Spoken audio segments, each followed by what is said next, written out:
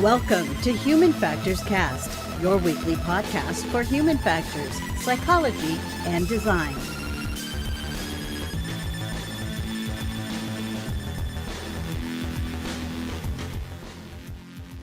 Hi, everyone. Welcome to a special bonus conference coverage episode of Human Factors Cast. We're recording this live on September 3rd, 2021. Actually, it's not live, it's pre-recorded.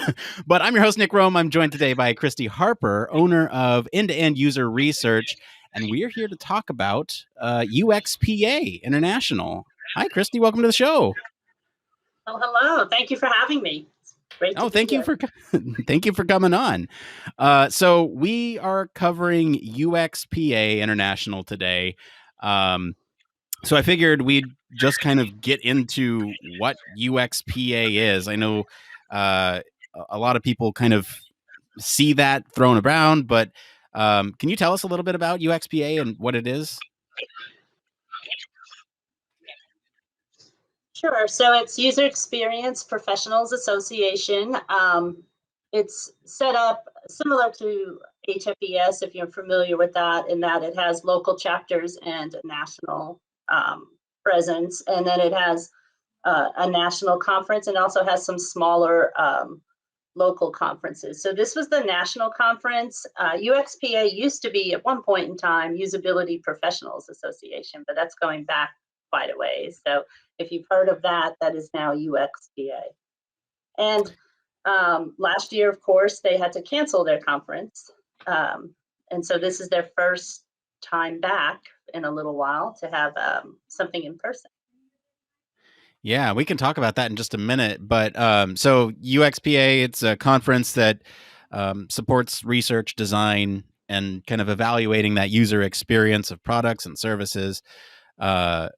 It sounds like, and correct me if I'm wrong, it sounds like there's a lot more, or it's more sort of industry focused than HFES, where you might have more an academic focus in HFES. You might have more of an industry focus and sort of best practices, design trends, those types of things at UXPA. Is that right? That's exactly right. So I think HFES does tend more towards the scientific and the academic, where UXPA, there are researchers, there are human factors people there, and there are also designers and people who are very much in industry and doing very applied work. So the talks seem to be more about, you know, how to work in industry as opposed to scientific, you know, findings, research type things. Yeah, and I think UXPA are the folks behind World Usability Day, right? Is that? Do you know about that? That's them. Yes, it is. Yeah. So you actually went to UXPA this year, and I was wondering what actually brought you to the conference this year. You know, a lot of people are kind of on the fence about whether or not they should go to conferences in person right now, especially during COVID. But you had a reason to be there, right? Yes, I did a talk this year. So, you know, last year I was planning to go. Obviously, COVID changed everything and they didn't have the conference and nobody went. But they contacted me and said, do you still want to do your talk from last year? And so I did a talk about how to show the return on investment of UX research. And you wouldn't think you would have to show return on investment, but a lot of times you do, because, you know, part of this job is selling your research, right? So that was my primary reason. And it was also that I hadn't been out in a very long time. And what they promised to do was to make sure that they kept really big rooms. There was a lot of space for people to be far apart and socially distanced, and masks were required unless you were speaking. So Yeah. it felt pretty good, you know? Yeah. So, I mean, you kind of talked about a little bit about the venue this year. What was it like in the past? Like traditionally, what does UXPA look like, right? How many people? What kind of setup? Is it similar to HFES? I think that's a good frame of reference for a lot of folks that listen to the show. What was it like in the past? So in the past, I would say it's more like 500 or 600 people. It has a similar format in that one day they have workshops, and then the rest of the days they have talks throughout the day. And sometimes they have multiple tracks. They'll have 2 or usually 3 tracks. Although it wasn't quite like that this time, but they usually have about 3 tracks. They have an opening reception. They also have a closing reception, though, which I think is kind of nice. And it's it's usually pretty big, right? And it's in the same kind of hotels that you would expect to find HFES, in sort of cities with touristy kind of areas and places to go when you're not at the conference. Yeah. So how did things change for COVID? I know you mentioned like larger rooms, maybe a little bit less people. What were some of the bigger changes that you noticed?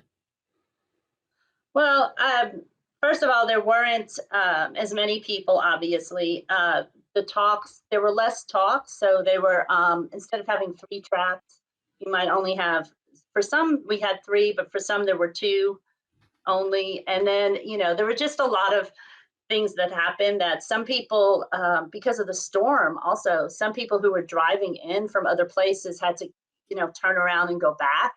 So on top of, the COVID restrictions and dealing with that, other people had the storm to deal with and weren't able to get in. So that was kind of strange. But, in another way, having a smaller group, you got to see people over and over again. UXPA provides breakfast and lunch as part of their conference package. So you would see people at breakfast, and then you might see the same person at lunch and then at the reception. And because it was smaller, you ran into people more often. Because, in a big, huge conference, you see people once and you may not see them again for a few days, right? You may not really get to talk to them. But because of the nature of this being small and contained, I think I met people and got to know them on a little bit of a deeper level this year. That's kind of cool. It sounds like it felt a little bit more intimate where, I think it'd probably be more obvious by the first lunch or second breakfast that, oh yeah, I'm going to see a lot of these people. And it's almost like a subtle encouragement to get up and introduce yourself or have a conversation with somebody that you're going to be sharing the next couple of days with. One point I do want to make is that you mentioned the storm. We are recording this on the 3rd, so the conference concluded yesterday, and I guess the aftermath of Ida coming through is kind of what you were mentioning there, just for anyone who's listening later in the future or wondering what we're talking about.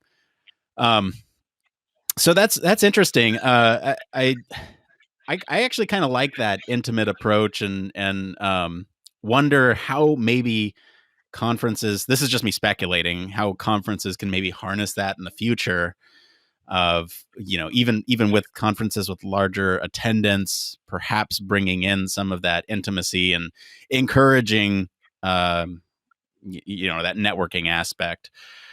I do want to get into the conference itself. It sounds like, there's a couple different tracks. There was talks, there were posters. I want to get into kind of what some of your favorite talks, moments, and posters were. So we can start with talks. Did you have any favorite talks from the event? Well, I really did enjoy the keynote. The keynote was Justin Dower, and he was talking about working towards having connection and fulfillment in your career. And he talked about being in a company where he was just doing research and testing, and he didn't really care about the product. He wasn't motivated to go to work, and thinking about, do you want to do that for 20 years, or do you want to find a place where you feel more fulfilled in the work that you're doing, which I think is always something to think about, right? Nobody wants to spend their entire career just sort of going through the motions. So I kind of appreciated that. I felt like it was a good start to the conference. Kind of an uplifting, what are you doing with your life? Get out there, find the thing you're passionate about. I like that message too. And I think, we try to echo that on the show. It's like, find something that you're passionate about, or, find your niche. And so what about posters? There's a poster session. Was there one poster session, multiple poster sessions? There was one poster session, but it was really small. I want to say 6 or 7 posters. And so the way they did it, they would have coffee breaks. And so they extended one coffee break to be longer. And that's when the poster presenters were there. but the posters were up through the entire conference. So whenever you had a break, you were able to go over and look at them. Most of them had QR codes that led to further information about the poster if you wanted to read about it. So I thought that was really helpful in case you didn't get a chance to actually speak to the author of the poster. But they had a lot of other interesting talks too. Oh, you want to talk more about talks? Or I are was you just talking going to about like with say, the I thought it posters? was interesting. Yeah, I was going to say, I thought it was interesting that there were so many government talks, and that may have been the location, right? That like there were 4 or 5 Yeah. talks about working in the government. There were a lot of talks about accessibility. Um, and there was one about chatbots, autonomous vehicles. But the rest of the talks were very, very like how to get the most out of your UX career. What does a senior UX person do? How do you make that transition when you're in the mid-career and decide whether to go to management or stay in research?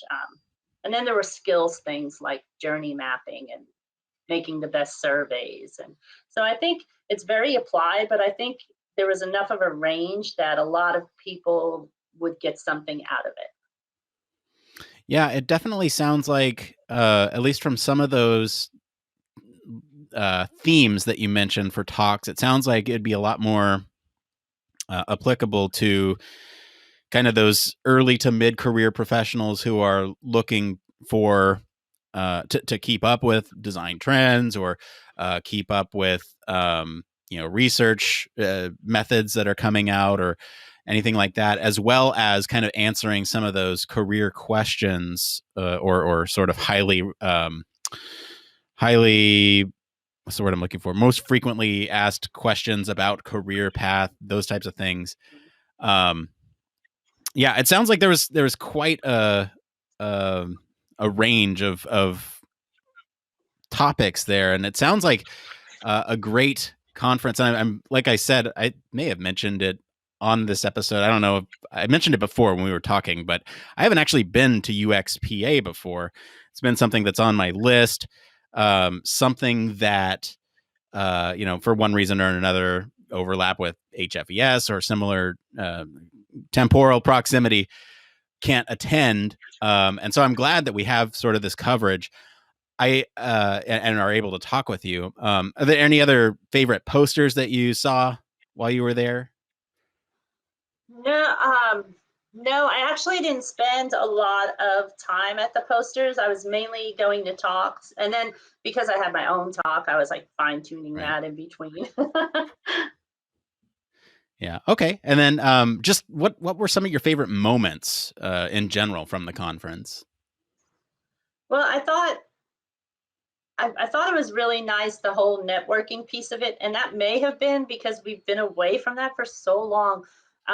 Everything I've been attending has been virtual, and even the way I work has changed. We don't go into the office as often unless we need to, right? If you're not running research, you don't really need to be up there. So, everybody's being more careful.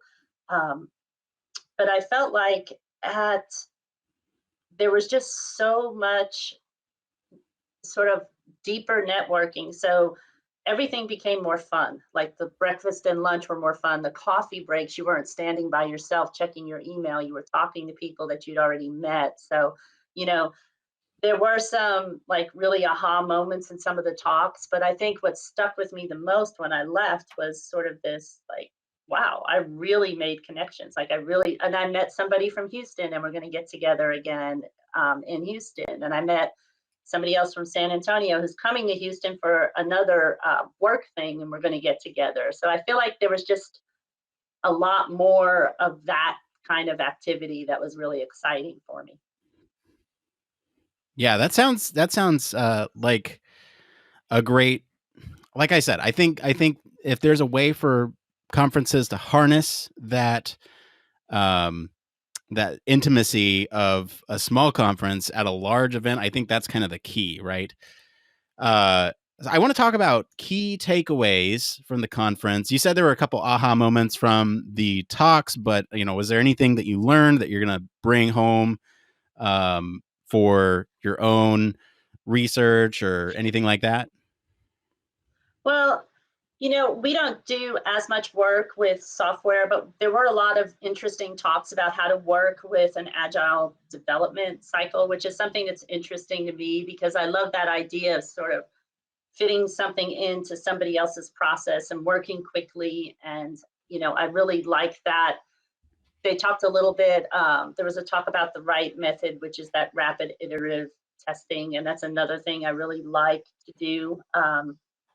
And there were talks about how to get into UX research, how to get your job and things like that. But there were also talks about what do you do as a senior person? How do you thrive when you feel like, you've done this for a long time, especially if you don't want to be a manager? And they talked a lot about mentoring and finding ways to be fulfilled later in your career, which was kind of, I thought, a nice thing to talk about. That you don't usually get. A lot of things are really aimed at junior level, right? So it was nice to see just a few talks looking at people who are in mid and senior level careers. Yeah, that is a great point. Like you said, most sort of these frequently asked questions are typically geared towards the folks just out of school or mid-career. And you're right, there is kind of a lack of resources for the people who are heading a lot of these departments and might not know kind of what to do next, and they're just kind of winging it. And it sounds like it was a good kind of support system for those types of roles. Anything else you want to mention about UXPA International? I think it's worth checking out because I know a lot of the people I know go to HFES, and this is very different. So if you're in industry, if you're a practitioner, if you're interested in applied work, I think this is a nice balance to HFES. I love HFES, and but I like going to both because I think it's a different crowd. There's you just meet new people, and it's a different approach to a conference. So I would say to check it out. Awesome. Well, that's going to be it for today, everyone. Let us know what you guys think of the UXPA recap. If you like, you can hang out with us on our Slack or Discord, get to us on any of our social channels, visit our official website, sign up for our newsletter to stay up to date with all the latest human factors news and conference coverage. If you like what you hear, there's a couple things you can do to support the show. 1, you can leave us a 5-star review. That always helps us out. 2, tell your friends about us. Or 3, consider supporting us on Patreon. And as always, links to all of our socials and website will be in the description of this episode. I want to thank Christy Harper for being on the show today. Where can our listeners go and find you if they want to talk more about UXPA or just get in touch with you? Okay, well, I'm on Twitter at ChristyY41. You can also look me up, Christy Harper, on LinkedIn, or go to our business website, which is end-to-end-user-research.com. And as for me, I've been your host, Nick Roome. You can find me across social media at Nick_Roome. So, Christy, at the end of the show, we like to say it depends because in all things human factors and user experience, it always depends. So I'm going to count us down. Thanks again, everyone, for tuning into Human Factors Cast. Until next time, 3, 2, 1. It depends. Human Factors Cast brings you the best in human factors news, interviews, conference coverage, and overall fun conversations into each and every episode we produce. But we can't do it without you. The Human Factors Cast network is 100% listener supported. All the funds that go into running the show come from our listeners. Our patrons are our priority, and we want to ensure we're giving back to you for supporting us. Pledges start at just $1 per month and include rewards like access to our weekly Q&As with the hosts, personalized professional reviews, and Human Factors Minute, a Patreon-only weekly podcast where the hosts break down unique, obscure, and interesting human factors topics in just 1 minute. Patreon rewards are always evolving, so stop by patreon.com/humanfactorscast to see what support level may be right for you. Thank you, and remember, it depends.